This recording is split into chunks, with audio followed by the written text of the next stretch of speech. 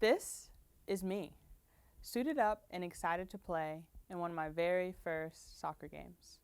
I was having a great time, and I never would have imagined how much my life on the field would impact my experience of growing up. Since this photo was taken, I've traveled to nearly every state in the Union, played in hundreds of games, competed on the youth national teams, and capped my career playing center defense for the University of South Carolina.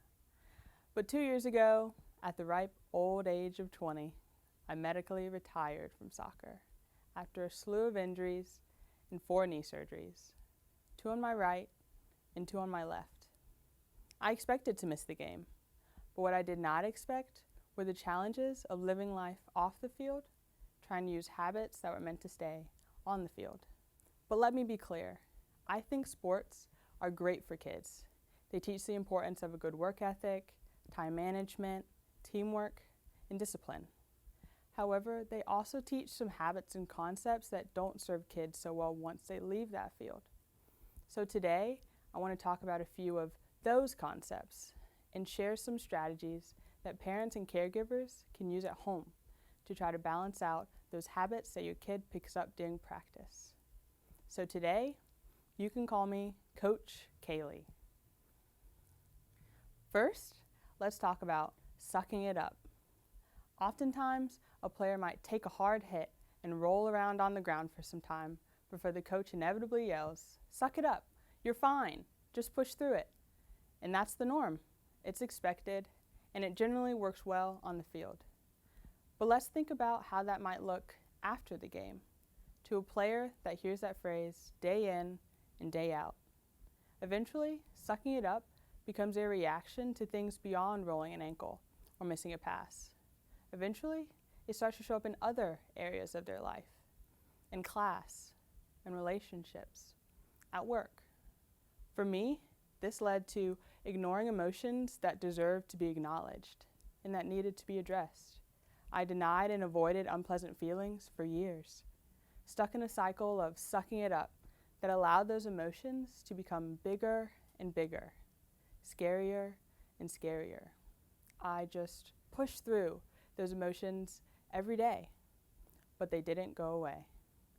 Honestly, those feelings didn't go away until I was probably 21, and that was with the help of a sports psychologist. So what did I learn in those therapy sessions?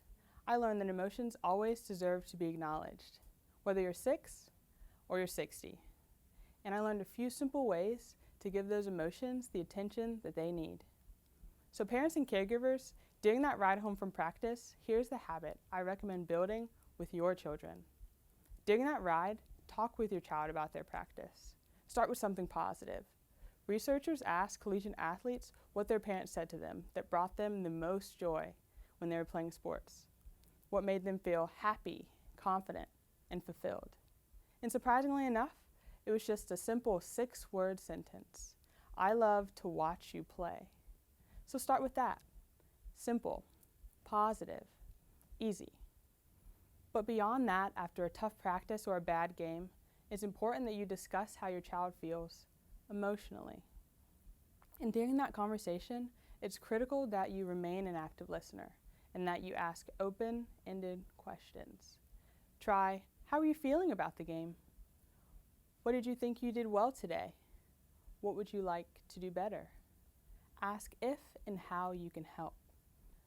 But also be careful not to be critical of your child's teammates or their coach. As much as shifting the blame may seem to help, it's important that your child recognizes what went wrong with their own performance and how to best navigate the emotions that come along with that. And also, avoid downplaying the game or your child's emotions. Don't just say, "Oh, you'll do better next time."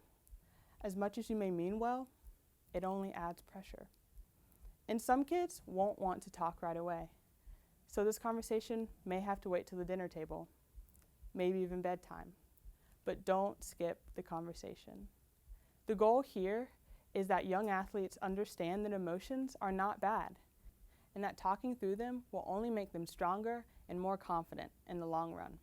If we start these habits early on, then they will be better equipped to do these things later on in life. While suck it up has become a part of our non-sports vocabulary, the next concept that I want to talk about might be lesser known off the field. Let's talk about instant amnesia. Here's how it works.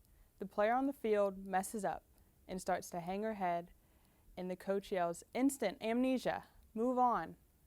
The phrase is shorthand for move on. Focus on what's next.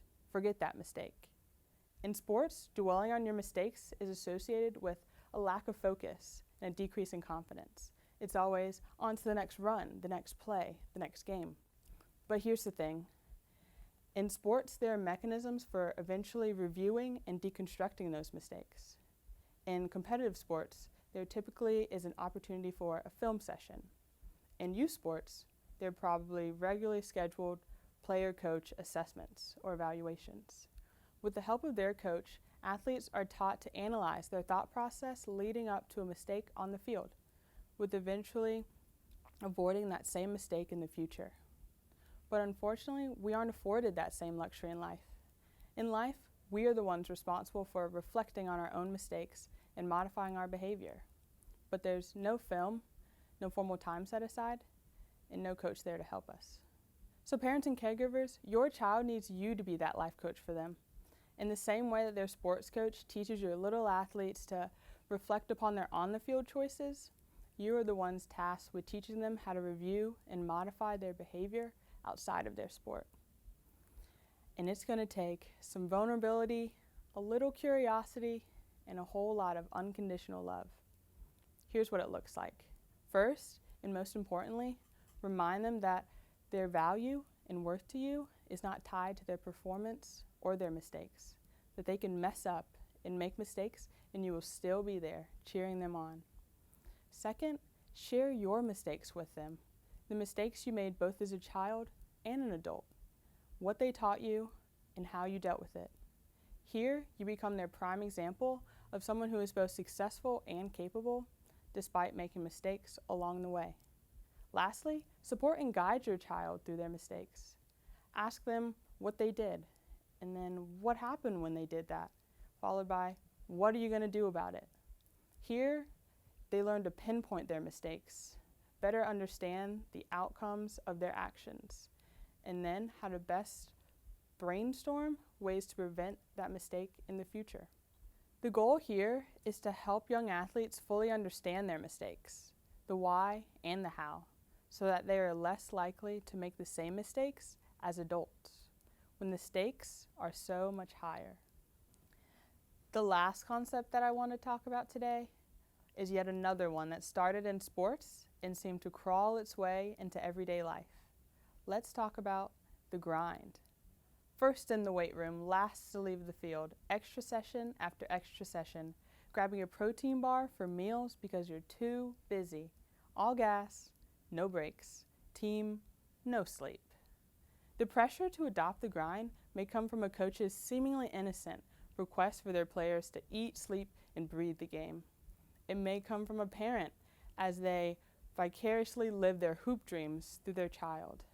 It may even be player-driven as she starts to realize the attention that comes along with her success on the field. Yes, it's great that sports teaches work ethic. However, it quickly becomes dangerous when work ethic transforms into relentlessness. In youth sports, we start to see physical outcomes such as repetitive use injuries. I can personally attest to this as my first knee surgery occurred days before my 12th birthday. But even more so, we see the mental impact of the fear of becoming unworthy of the fans' approval, unworthy of the coach's praise, unworthy of your family's pride. And in the worst cases, we see kids who do not know who they are beyond the field. We see kids who see themselves as baseball players rather than as a kid who plays baseball. So parents and caregivers, here are 3 practices I recommend to promote healthy dedication to your child's sports. First, regularly reevaluate your child's interest in their sport. Make sure that they're still having fun and that they're still playing for the right reasons. Sometimes kids will continue to play just because their friends want them to, or maybe even because they think that you want them to. So second, I recommend that you show them that your love for them extends beyond their athletic achievements. You can do this by being consistent with your support, by being just as excited about a good grade on a report card as you are about winning a game. Lastly, be careful not to become more invested in the game than your child is. Match their level of interest.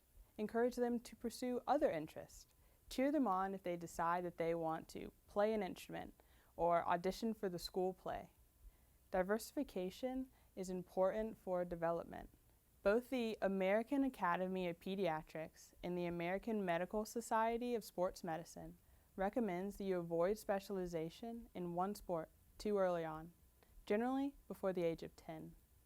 Parents, the coach's job is to keep your child excited about the game and eager to learn more. Your job is to promote a beneficial balance in your child's activities. The goal here is for your child to feel just as important on the field as they do off the field. Contrary to what some may claim, life is not a game. Not everything that works in sports will work in the rest of life. You can't just suck it up forever. You shouldn't ignore your mistakes. And you can't just grind through it all. And the longer young athletes accept these outlooks, the more likely they are to carry them into adulthood. An adulthood that becomes much harder than it needs to be. Trust me. So parents, let me remind you that in your child's sports experience, you have two main roles: support and transportation. And while you are chauffeuring the carpool and washing the uniforms, please make sure that you are teaching your child to process their emotions, to identify and correct their mistakes, and to find interest and self-worth beyond the field. Prepare a young athlete to win later on in life, when it matters so much more. Because while scoring points might be the focus, raising healthy, happy children is the goal. Thank you.